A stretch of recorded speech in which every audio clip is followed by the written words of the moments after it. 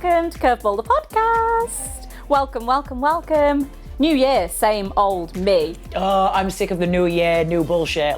New year, let's lose 10 stone in a week and readjust our entire lives and make sure everything is transformational. And there's so much pressure to wake up on January 1st and be the happiest, best, most incredible version of yourself. It's a lot of pressure, that, isn't it, to do in 24 hours? Not doing it. No, absolutely not. I will say this, my new year starts in April, but we'll do it. The tax sheet. Who starts their new year? Because, I'm just going to say, because everybody is on this hype to do better and everybody's going to the gym. I can't get to the gym in January because people that are starting this new year, new me, new routine, new year, new me routine are just getting it all in. Within the first 6 weeks, people drop off, right? Yeah. That's statistically correct. The first 6 weeks, you develop a new habit. So everyone's trying to develop it. It gets cut off by February because people can't keep up with the stuff that they put on themselves. Pressure and the fact that they're trying to start all of these new routines at once.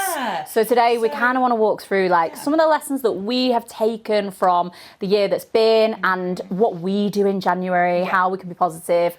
New year, same old me, but we say that in the most positive way possible. And also because it is a lot of pressure and, we feel that we need to do a lot to ourselves that we wouldn't normally do throughout the year. We just want this to be a little bit of a warm hug. Yeah, just take an exhale. Yeah. It's okay if you've had a really shit year. Yeah. I remember going into a new year in the middle of the biggest breakup of my life and I was absolutely heartbroken. I cried all night, cried myself to sleep, and everyone's social media was about, this is the best year of my life, I'm the happiest I've ever been. And I just felt like a piece of shit. Yeah. So we wanted today's episode to just be, it's okay if you're not in the best space you've ever been. It's okay if 2024 wasn't the best year of your whole life. It's okay to just remove that pressure. We're also going to talk a lot about self-love and body confidence. My background actually is in psychology and self-esteem, body confidence. This is kind of what I do for work. So we've got some really cool self-acceptance tips in there. We're going to touch a bit on our stories. Soph is the actual professional here, so I've got quite a lot of questions for you in this podcast actually, because there's so much I don't know about you as well. And I feel like the whole reason that we started this podcast as well is because of your background and I just feel like together it's going to bring a lot more positivity to the 2025 year. So let's dive into it, shall we? Absolutely. Right, so I want to know. The first thing is, this is a big point because the whole reason, again, you went down this self-development and completely changed and life through your curveball. Your liver story. Yeah. You donated a liver. Yeah, I did. So... Start at the start. So my nephew was born, and I won't get too sciencey, I'll try and leave that bit out, but he was born with a condition called biliary atresia. Basically, his bile duct wasn't doing what it was supposed to do. And at 6 weeks old, he had a really simple surgery that would either fix it and he would go on to lead a completely normal life, or it wouldn't work and he would need a new liver. And unfortunately, it didn't work. So we knew by the time he was a couple of months old and he's just this tiny little fragile yellow baby, that his liver was failing and that if he didn't get a liver, he was going to die. And so he was placed on what's called the cadaveric donor list, which is where he waits for a deceased donor, which is absolutely heartbreaking because you're waiting for the organ of either a very small adult or a child. So you're praying for your own miracle, and your miracle is kind of relying on another child passing away. So every time the surgeries took place in Leeds, you're in Leeds Hospital, you're hearing an ambulance, you're hearing an air ambulance, you see on the news there's been a multi-pile-up, and your thoughts are just absolutely horrendous because you're so desperate for this child to live. So I was living in Australia at the time, and he was on the cadaveric donor list and he wasn't at the top, but he was just progressively getting worse. So we were waiting for an organ to come in and we found out about the Living Liver Donor Programme, mouthful, which is basically where a living human can donate part of their liver to another living human, which I had no idea about because you've only got one liver. Yeah. Got one liver, so I was kind of like, how can you take your liver out? Donate part of it. But your liver regenerates. Yeah, it does. So it's one of the only things it does, isn't it? Yeah. So you can slice half of your liver out and it grows back. It's absolutely... You actually can slice half your liver? You can take up to 60% of your liver out. Never. And it will grow back to about 95% of what it was. Wow. And that's why there's not a massive amount of health implications post-liver donor, because your liver regenerates. It's incredible. Yeah. It's one of the only organs that actually does regenerate, doesn't it, as well, to be fair? So we found out about the Living Liver Donor Programme. I immediately put my hand up, and on paper I was a really good candidate because I'd always been so slim. Yeah. So even though I talk about my disordered eating and how I had this awful relationship with my body, that is the only time it's ever been a blessing, because I'd never had an ounce of fat on me. So my liver, when they took it out, was the healthiest piece of liver they'd ever seen. Really? And it was tiny because I was like a small adult. And it worked perfectly. But we found out about the programme. I put my hand up, and my brother immediately, it was his son that wasn't well, immediately said no, because the position he was going to be in was risking losing his baby sister and his son in one go. So there's a strong possibility of that. Reasonable, yeah. So Oscar's odds were 1 in 40 chance of death, and mine was 1 in 200. Okay, so to go into a surgery that you don't need as a perfectly fit and healthy person with a 1 in 200 odd of dying is quite intense. So I was a really good candidate on paper. They flew me back to the UK for all the testing, and everything was fast-tracked because I was back from Sydney. The NHS were absolutely phenomenal. Oscar would not be here without them. Really? I had a liver coordinator called Katie, and Katie, if you're watching, you literally transformed my life in that period by just being so kind and holding my hand throughout it. And how old again? I was 25. I was a baby. Yeah. Probably part of the reason I did it, because I felt like I was invincible. Yeah. I wasn't afraid of dying. I'm 25. Like, I can take on the world. I can do it all. Yeah. And I did all the testing. So you go through like MRI, CAT scans, pap smears, psychology sessions, all of these things to make sure that you basically are a candidate in terms of your physiology and your actual liver and where the veins go in and things like that, but also to make sure that you are mentally prepared for the fact that you may wake up with half a liver, a 7-inch scar, all of the health implications, and a nephew who didn't make it. So they told you about the scar? They told me about the scar, and that was one of the biggest concerns for my family, because obviously I was a full-time model. Yeah. And it was going to change my modelling career, and it did change my modelling career beyond comprehension. But at the time, the thought of, oh, well, I won't model anymore, I'll go and get another job, was absolutely fine. Yeah, because you're young enough. If we don't do this, he's going to die. So we did all of this testing, and they kept saying all the time, it's very unlikely you'll be a match. It's very unlikely you'll be a match. The portal vein, for example, which is the main vein that goes into your liver, has to be in exactly the right spot. You have to be a perfect blood match. You have to be this, you have to be that. It's unlikely. It's not going to happen, basically. And then we got the call to say, you're a match, which was just the most out-of-body experience of my life. I had always felt from the minute I found out that this was what I was put on the earth to do. Oh, yeah. I can't explain it any more than that. But when they kept saying to me, you're not going to be a match, I was like, I am. Yeah. I know I am. And I think that's the spiritual element of me, that I just knew. I knew I was going to be a match, and I knew everything was going to be okay. And so I didn't have that fear. Yeah. And we went down for surgery. He was in the Children's Hospital in Leeds, and I was in the main hospital. And my surgery was 8.5 hours. And they basically take the liver out of me, and they make sure it's healthy, and then they open it up and they put it into him. And so for my family, that day was about as tough as it gets. I mean, imagine my mom.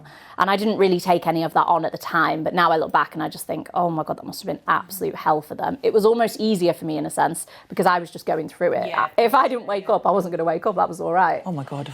And I remember so vividly coming round from surgery, and Katie was there, my liver coordinator, and just being absolutely terrified to ask the question, is he okay? Did he make it? And I remember just going down for surgery and just being like, I know the first thing I'm going to ask is he okay? Did he make it? And waking up in intensive care in a complete blur and just being like, did he make it? And they told me that they probably wouldn't be able to answer that question because he'd still be in surgery. But my surgery had run on so long because there was a couple of complications that he was already out. And so I remember Katie just looking down at me and being like, he's doing great. Oh, he's doing great. And I can't remember what I said beyond that, because then I went back to sleep for about 3 days. Yeah, absolutely. I was just into recovery. But yeah, I just remember that sentence, he's doing great. And I can imagine like that, well, I can't imagine because I've never done that, but like that feeling of you've just saved somebody's life. Done it. Like, we did it. Wow. Yeah, all of the build up, all of the emotion. Yeah. And then the hard bit started, because then we were into recovery. Yeah. Absolutely. Talk about recovery, like how long did that, do you think, because as well, it's not just physically, it's mentally as well, isn't it? And mentally, and I was very naive to that. Yeah. as I think a lot of people would be at 25. I didn't expect it to be as hard. They told me that I would probably gain somewhere between 10 and 15 kilos. They told me I was going to have this new scar, but actually taking your bandages off and looking at a 7-inch scar down your abdomen for the first time is very intense, especially when you've got such bad body issues already. So you literally jumped into the deep end with that one. Yeah. Like, that's a hell of a lot. I remember peeling them off. Luckily, my sister was there. My sister's like my best friend in the world, and she's got this beautiful ability to just bring humour to things. Yeah. So I had gone upstairs, I'd taken the bandages off, I'd had a bit of a cry because I was just shocked. It was just huge and I was shocked. And I came downstairs and she was like, show me. And so I showed her and she went, it's a bit wonky. But that was what I needed to hear. Yeah. I didn't need her to be like, it's okay. She's just like, could have done it straighter. Brilliant. Typical Leanne, it's a bit wonky. It's not wonky now, is it, though? I mean, now I don't even notice it, which is crazy to say. Not who you are. Yeah, absolutely. Yeah. And it's been such a catalyst for change, such a curveball in my life. Huge curveball. Recovery was a few months in terms of like the physical recovery, but I still have certain things now from it. Yeah. Weight gain happened over an 18-month period, so jumped from a size 6 to a size 16. And that was kind of this huge dramatic curveball in my life that most people will never experience, so I hope most people never experience, but also the best thing I've ever done, the thing that made me the woman I am today, the start of a new career. I never ever could have imagined that it would be the start of a new career, but it's almost like the universe rewarded me in that way and just put me on this path that I was always 100%. What's meant to be is meant to be, right? It's meant to be. Find you. And God bless you. Like, that's a huge thing to go through. It was absolutely huge. But like I say, the making of me and the start of what I'm doing now, because then I had to learn to accept this new body. Such a selfless thing to do. And like, I feel like, you don't give to get back. But like, I just think even energy wise, like to give somebody such a massive part of yourself. I actually think there was a selfish element to it because is anything we do selfless? That's the question, isn't it? That is a good question, because I knew that I would not be able to go on living my life as I was had I not done something to help. I would never have been the same person again. If we'd have lost my nephew and I knew I could have saved him, that would have destroyed my life and it would have changed me as a person in all the ways. But that's a really like... But there was a selfish element to saving him so that I could go back to getting on with my life and everyone would be okay. Maybe it's selfless, but there is that. It's selfless, but I get what you're saying. Yeah, the question is anything that we do selfless? I believe it because I started a charity for children. There's no selfless good deed. That's from Friends. Friends reference. If anyone watches Friends, do you watch Friends? Absolutely. I actually watched the episode last week. Yeah, and it's true. And it's like I started a charity a couple of years ago. At Sheffield Secret Santa, it's called. And unfortunately, I've not been able to do it this year, because I just haven't had the capacity to do it, and nobody wanted to take it on. It's a big job, I sacrificed like November, December for it, and we was giving 12 schools, basically providing for 12 families in 12 schools over Sheffield Christmas presents. And I honestly, it was the best feeling I've ever had in my life is doing that. I woke up on Christmas Day like, wow, we've changed. And it's such a small thing, but for children just to wake up with Christmas presents, I knew like some of these children were not having any presents at all. And just for that for me was like, I woke up feeling better than I've ever felt. And I was like, I'm doing something and giving all this time for these children and for the families, but I have got the biggest kick out of it. So I got so much joy and love. But like, I was like, am I being selfish by doing this? Because I love... I don't think selfish is the right word. I think you're just very blessed if you're able to do something that gives back and also brings you so much joy. Going on from that, actually, when we speak about it, because it's like, new year, new me. I do believe doing some sort of act like, not obviously giving your liver or starting a charity. that's like... If you want to donate a quick organ this January, come on, blood donor. donatelife.co.uk. Blood donor, just something. I feel like doing something that isn't just about you is such an important thing to find an actual inner happiness. I do believe that actually...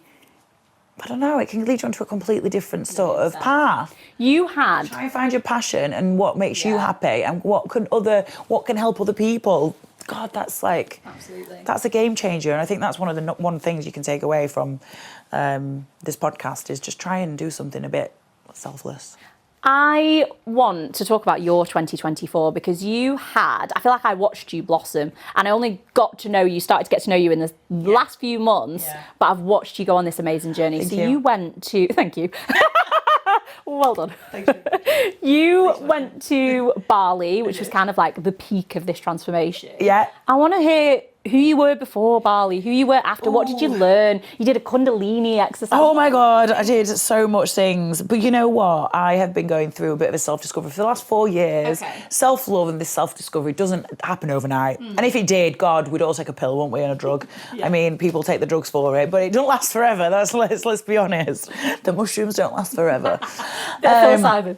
Yeah, but like, so for me, it started for me in the pandemic. I went through my Saturn return, which is turned 30. 2 weeks later, the pandemic hit. I went through a breakup, which, long story short, I'll just tell you very quick. The guy that I've been back and forward with for 10 years basically took off with my hairdresser. Oh, don't tell us quick. Tell us it all. What? Yeah, this guy, let me tell you, he was the bane of my life. I was on and off for like 10 years with him, but I always just really cared for him. I was young at the time when I met him. Thought you could change him? Yeah, he was also, because he got me at a time when I was really at a low point, and I just always thought he's the one that got away because we just got on so well. I was absolutely hypnotised by him. He's an absolute narcissist when I look back now. Like, and the poor man has, yeah, I say poor man now because I look at him and I'm like, all the damage that he's done to other people, you know, it comes back around. You have to be careful what you're doing to people. But yeah, I basically got back with him, turned 30, and yeah, I introduced him. We went on holiday months before. I introduced him to my hairdresser on holiday, and he took off with her. To be honest, I would be more upset about losing my hair. I was so upset about losing my hairdresser. It's really hard to find a good hairdresser. So honestly, that really pissed me off. That if anything, let me tell you. Don't take my nail tech. Don't take my hairdresser. Absolutely. I couldn't believe it. Even my friends were like, for fuck's sake, we're going to have to find a new hairdresser now. I can't go to her now. It's true. And they did, yeah. But anyway, so that kind of kicked me off. And then obviously COVID hit, the pandemic hit, and we were at home a lot of the times. Like, we weren't working as models. Like, we're self-employed. So I ended up, I tried to get this spiritual mentor months before. Okay. But I just started dating him again at the time. And she was like, you're not ready. Bad juju. She was like, you're not ready yet. I can't work with you. Weird. I swear to God, 4 days after me and him done, I got the text off, are you ready? I'll call you tomorrow. Not even. You're ready. You're ready. Maybe she needed to pay some bills. I'm joking. You're ready, i.e. I need to invoice you. Yeah, and that's it now. COVID's here, I ain't got no jobs. That led on to Bali. That led on to me going down a spiritual journey, and I got a spiritual mentor for 3 years. Wow. Best thing that ever happened to me. I unlocked new bits of me I never knew that existed, and it was a lot of hard work. Listen, if you're going to go into therapy, you want a change, you've got to make a change, and that's it. Like, like I said, there's no magic pill. You have to do the work, and it's fucking hard work. Yeah. It's actually like soul destroying in a way. And I always use this analogy of like, you can't keep cutting it a plant and expecting it to flourish. You've got to rip it out from the root and start again. And it's like that with life. I do believe that. He will tear you down to the very bottom and then allow you to rebuild. Yeah, exactly. So I did that. And so I've been going through this for the last 3 years. I've not had it for the last year. I kind of did it on my own, but then I went to an actual therapist the last couple of months and just kind of restarted again because I kept repeating cycles still. And I'm like, I don't know why I keep repeating these cycles. What cycles were you repeating? Relationship stuff with men that were not nice men. You know, I am a healer myself, and I'm just a giver. And I've always, and I think it was, for me, the lack of confidence and, you know, it's from past experiences. I just didn't have the love inside me that I needed, and I was always trying to crave this love of somebody else and give and give and give to these people that were just taking. And it was something that I swear to God, it just clicked one day, and I was like, what the fuck am I doing with these absolute takers that are just draining the hell out of me? I'm doing all this work, everything else in my life is going great because I've finally worked at it all, but yeah, I'm in relationships with dickheads. Like, what am I doing? Anyway, I was on the phone to my therapist. She said, write a list of all the things that you want from a guy or what you're looking for in a future husband, because I'm not looking for a boyfriend. I want a husband. If I'm doing it, I want a husband. I'm ready for that. Wasting your time. Yeah. We're 34. We're not here to piss about. Exactly. Like, stop wasting time. So I wrote it down, and she said to me, and where are you going to find this man? And that's when it clicked, and I went, not here. She said, Matthew from maths class. Matthew's from maths. Not my soulmate. It's not my soulmate, so I need to leave. Get on a plane. Yeah. And because it was like, you know, like travel, open-minded, there was loads of things on there. And she was like, well, where are you going to find that? I was like, travelling. Probably not in Manchester. Exactly. Not in Manchester, not in London. Actually, nowhere in the UK.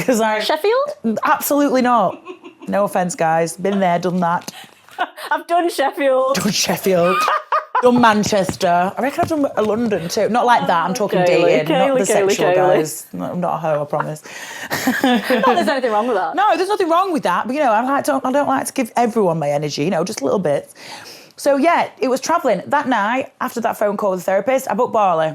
Amazing. And it's the best thing I've ever done. I took a month out because that was the time I needed. I thought, I'm just going to take a month out. I've been on about this for years and I just never found the time. It's funny, on the way there, I was listening to a podcast and this girl had actually just been to Bali and she said in it, it's funny because I've been wanting to come to Bali for years and it never worked out, but Bali calls you when it's ready. And I thought, nailed it. Love that. And I was so excited when you told me you were going to Bali because Bali is somewhere I have spent, I've probably been 20 times. Yeah. Because from Sydney, it was like we'd go for the weekend. So it's somewhere that... So funny, it's like the local. It's like 5 hours away. It's 5-hour flight. But it's been such a transformational place for me every time I've gone. And every time I've left and felt like I've grown so much. It is like a magical island. Spiritual. It's very spiritual. The people are amazing. Like, you have to go to Bali in your life. Like, I just think people are so friendly, so loving, and there's so many different sorts of people there that, like, you're open to open-minded people. And I think, especially when you are on a bit of a journey, you need to find people around you that are as like-minded as you are. Yeah. And it's, show me your friends, I'll show you your future. That's the thing that's actually what one of my spiritual mentors, she taught me that.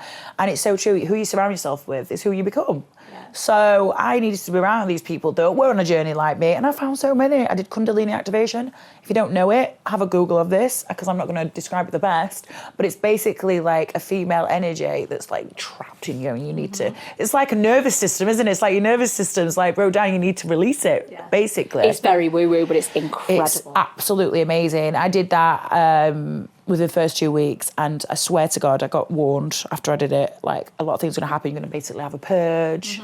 And within 24 hours, I'd been ill. But I'd also I walked out and it was like I just attracted loads of people because my energy was so high. I felt like I was on drugs, but no drugs, nothing, not even a glass of water I had. It was just sounds like Bali. Energy. And until you ever, I think, go through that, you don't know what I'm talking about, but like, it's the most unreal energy I've ever witnessed, and I wish I could just live on that forever. I felt like I could... Really important to say as well, you did that trip solo, and I've done a lot of solo travel in Bali, and it is so empowering. Yeah. If there's one thing I could tell you for challenging yourself in 2025, solo travel, particularly if, not even just actually if you're single, because I do a lot of solo travel now when I'm in a relationship. Absolutely. I'm going away solo in January because I just feel like it's so important to still have that time and space, and it's the only time I ever actually still my mind enough 100%. To focus on my own growth. So I think it is important, what you're saying, is to do solo travelling as well, or just, like I say, travelling, book a trip somewhere, or just go away for a weekend, like in England. It doesn't have to be expensive, so that's the thing as well. Life's expensive now, life's hard, so just go away, even go... I'm staying in a caravan. Yeah, literally, like, oh my God, the UK at the moment is like... beautiful in the winter, right? I'm not the biggest fan of the UK. I am ready to get on a plane at any moment out of here. But I mean, you could go to the lakes, you could go somewhere and have a nice little time out to yourself to just actually figure out who you are, what you want, and especially for the year that's coming up, because without all this pressure of like, you've got to figure absolutely everything out today. Go figure it out during it. One step at a time. Shall we talk some tips? Yeah, let's go into self-acceptance, body confidence. So I actually run a body confidence course, and I wanted to run through some of my top tips that I cover in that, a little bit of an insight into that, on things you can do to just learn to embrace your body and have a bit more self-acceptance this year, and just be a bit kinder to yourself, because I think that's what it's all about, without the pressure that everything's going to change. Because if there's one thing I've learned, it's that you can't learn to love a body that you only view as temporary. I love that. And what I mean by that is, if you are constantly on a goal, when I lose 6 pounds, I'll love my body. When I build an ass, I'll love my body. When I get my Botox topped up, I'll love myself. When you're always living your life in that space, you never actually get to self-acceptance. You have to learn how to love yourself in the now, in order to be able to love yourself when you get there. And it's not to say that you're not on a journey and you might need to lose weight for your health, or you might need to lose weight for your health, or you might need to transform in whatever way it is to become a better version of you. It's not to say there's anything wrong with wanting to go on this transformational journey. It's more just that you have to learn to accept yourself in the now, or when you get there, you're not going to accept yourself at the end of a weight loss driven goal or an appearance based goal. So some top tips, weigh in on these as you will. Number one, throw away those jeans. What I mean by those jeans are the jeans at the back of your wardrobe that are 2 sizes too small, that you can't sit down in even when you do fit into them. They make you feel like shit every single time you try and squeeze into them. They are destroying your self-worth. Bodies are supposed to grow and fluctuate and shrink again and grow again, and that's life. And if you keep hanging on to this one pair of jeans, and I did this for years, and if I got into them it was a good day, if I didn't get into them my whole self-worth was based on these jeans. Throw away the jeans. That is something you can literally pause the podcast right now, go and get the jeans and throw them in the goddamn bin. I feel that's quite empowering actually as well. I did a bit clear out because I moved my nan on out of the house. I used to live with my nan. So I had all my old clothes out. Oh my God. I tried clothes on. They're size 10. It's not a good idea. I'm a size 14, 16. And I did, and I was like, right, gone. And I felt so empowered throwing them things away because I was like, you are gone forever. That's the old me. Goodbye. Yeah, so have a clear out. Buy new jeans. Don't be afraid to size up. It's fine. Yeah, it's just a size. Number 2 is a psychology one. It's called cognitive reappraisal, but what it is when you break it down is just about looking at the same situation through a different lens. So when we look at our bodies, what this looks like is focusing on all the things your body can do.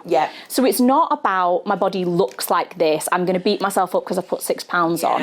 My body donated a liver. Maybe your body gave birth. Maybe your body has carried you into old age. Your body allowed you to hit your personal best on a squat. Your body allows you to play paddle. Your body allows you to get up out of bed every day and live this amazing full life. We have to, 100%, we have to start looking at our bodies as a vessel and what they can do, and that's one of the biggest reframes you can have. If you're in this space and you're spiraling, you're trying things on and you hate them and you're just hating your body and be really cruel to yourself, stop focusing on how it looks, start focusing on what it can do. Yeah, I love that. Do you know what? I think that also comes down to the mindset, your mentality towards your body as well. And I think it's getting the switch in your mindset, which is key, right, to any self-acceptance anyway, and it's flipping the switch on everything.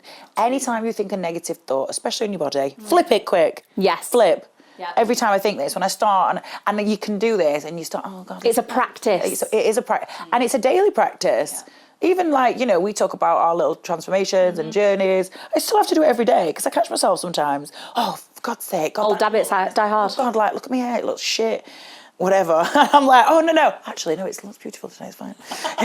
My frizzy Hagrid hair. My little frizzy hair looks fantastic. Or, do you know, oh my God, like I feel really bloated today. Oh God, I feel like fat. Whatever. And I'm like, no, actually, I look great still. Fine. You just have to flip the switch quick. So quick flip. Oh my God, quick flip switch. Quick flip switch.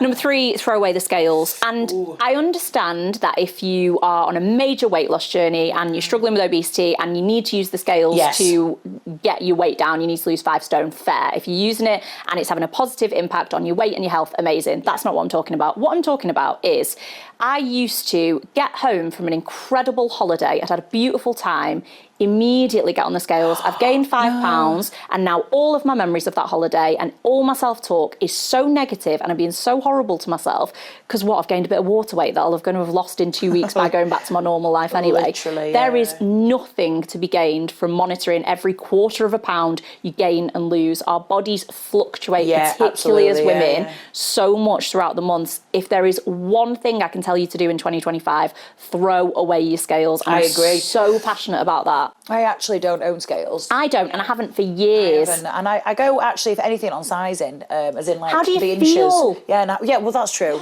But I meant as in like normally on my if I put weight on or but I'm talking unhealthy weight. Like if I put my normal average trousers on and they weren't even fastening up, I'd be like, oh, what's happened here? But that's very rare. So Have a nice Christmas. It's a great Christmas. Don't beat yourself up. It's okay.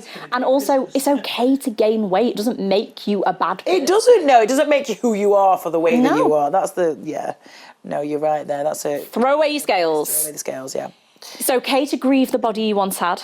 And what I mean by that is throughout your life, your body is going to change and evolve. If you give birth and you've got a postpartum body, if you have a major surgery and you gain weight, if you are in an aging menopausal body, it is going to change. Absolutely. And you do not have to wake up the next day after that happens, look in the mirror and love yourself. Yeah. It's okay to cry. It's okay to feel sad. It is okay to look in the mirror and have a major loss of identity. We've all been there and we're all going to go there multiple times. Nothing good comes from beating yourself up about your body changing. It doesn't, but when also it is okay to sit in that it's okay. emotion for it's okay it. To cry. And it's okay to do that, but then it's how you... Don't set up camp. Yeah, that's it. Sit in it, feel it, navigate through it, work on it, and then move forward from it. That's absolutely it. I think that's it in everything, to be fair, isn't it? In everything in life in general. Give yourself permission. I love a good cry.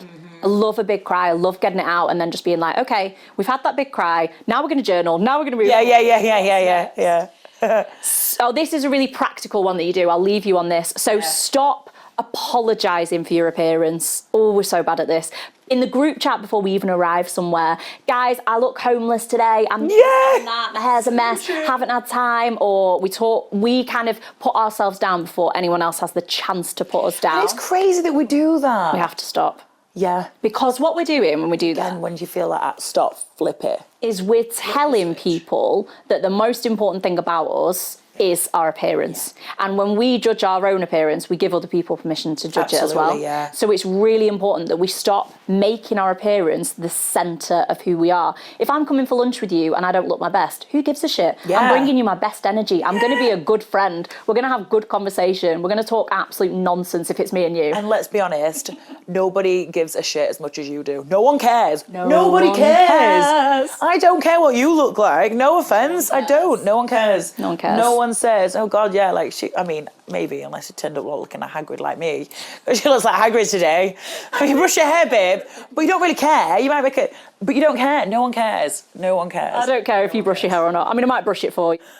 I would appreciate if you did that, but that's just being a nice friend. But no, it's true, yeah. Lessons learnt. Lessons learned. In 2024. Ooh. What did you learn? What did I learn? Big one for me was boundaries. Oof. Number one in life. You went very Sheffield then. Did I? Yeah. Yeah, I feel passionate about it, don't I? Boundaries. I never had boundaries because I didn't have my self-worth, if I'm going to be honest and round it up. I've had self-worth. I just didn't know how to love it, love myself harder or love myself in a better way because I never was taught that. So for me, boundaries was number one. This year, I have said no to so many things. Yes. I'm so proud of myself this year, like genuinely. Yeah. I feel like this year has been one of my best years because I've said no. Yeah. And that's not going to serve me. I'm okay with not doing that, or I'm okay not going out with you today, or sorry guys, I don't feel up to it. I've got no toxic people in my life anymore. Like they've gone. And honestly, like getting rid of that negative energy has just given me all the positive energy to work on things that I need you to do. Frees up so much headspace and time in your life, and actually really well leads me on to my lesson for this year, which has been not my monkeys, not my circus. Love that. It's my mantra. I say it to myself about 30 times a day, and it's basically just, this is not my problem to solve. And it can come down to people's emotional intelligence and their reaction to things, or it can come down to me being on set and everything being a total shit show and unorganised, and I don't need to be a control freak because it's not my circus. Just do your job, do the best you can do, control your responses to things, but ultimately it is not your job to save everyone. It's not your job to get involved in everything. Just because you see that something or someone could be a better version of themselves, it's not on me. It's not on you. All I can do is work on me. Audience lessons. We asked you guys what you'd learned this year, and we actually got some really gorgeous responses. So the first one actually is small wins, which I love this because I stand by this as well. Small wins are like when you're feeling shit, getting out of bed in the morning. Yeah. Actually getting work done. Celebrate the little things. Like genuinely, especially in January when you're feeling a bit meh. You know, that's the only word I can use generally, is a bit meh, right? Yeah. And you don't want to get up. You're working from home as well. A lot of people work from home now, don't they? So, like, just getting up and getting out of bed and getting dressed, that's a small win. You know. I'm quite funny because I have a list in my phone of, like, things I need to do. And if I do a small win that wasn't on my list, I add it in. Oh, I love that. Yeah. Just added it. Tick. Yeah. Oh my God, a good list. I celebrate, like, I've had a breakfast full of protein to balance my hormones. Tick. Great, yes. Oh my God, small win. I've had my protein shake in the morning. I've taken my supplements. Tick. Yeah. Yes. It doesn't have to be these huge, I've launched a business kind of goals. I love this. Listening more and reacting less. Yeah, that's a great one. That's something I still have to work on. Yeah. I can still be a little bit reactive. Kind of feeds back into not my monkeys, not my circus. Probably why I say it to myself 50 times a day. But I'm learning to only react when it's something I'm actually passionate and I care about. If not, I'm going to sit back. I will go on to this, though. The Chimp Paradox, one of my favourite books great ever. book. I have recommended it to so many people. That changed my life, that book, because I think it's, again, I've read that book and I don't react that much anymore. You don't even get text back off me anymore. It's one of the best personal development books I find for men.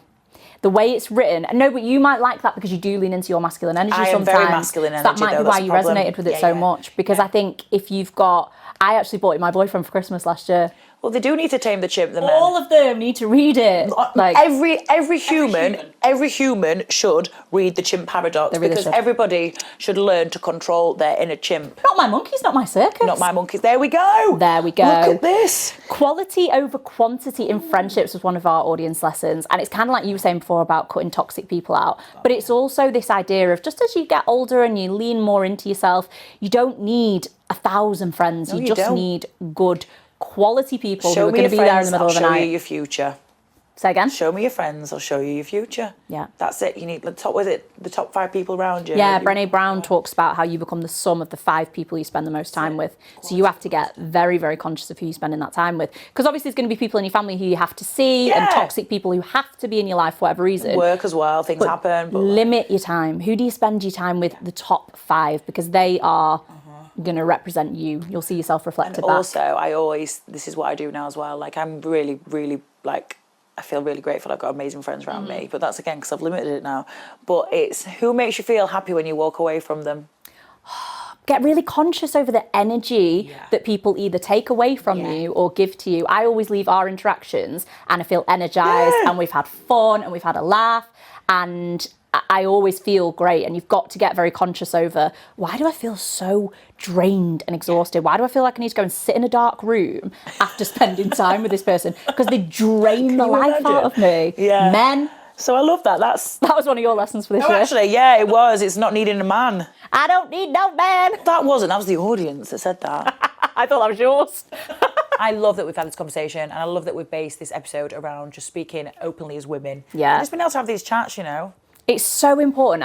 I love that we're in a space in 2025 where we can be vulnerable. We can say everything's not perfect. We can say relationships are hard work. Learning to love your body is hard work. Let's all just take an exhale together. Remove this pressure that you have to be everything to everyone and that you have to be obsessed with just being perfect. Yeah. Let's just remove that need and have a year that is an exhale and where you celebrate small wins and you learn that your body, let me just end on this actually, because this is really important, that your body is genuinely, I cannot stress this enough, the least interesting thing. There's so much life to be lived, and at the end of the day, no one is going to stand up at your funeral and talk about your thigh gap or the fact that you were a size 6. No one cares. There's way more important things to focus on. Focus on being a good person, focus on being a good friend. Move the pressure.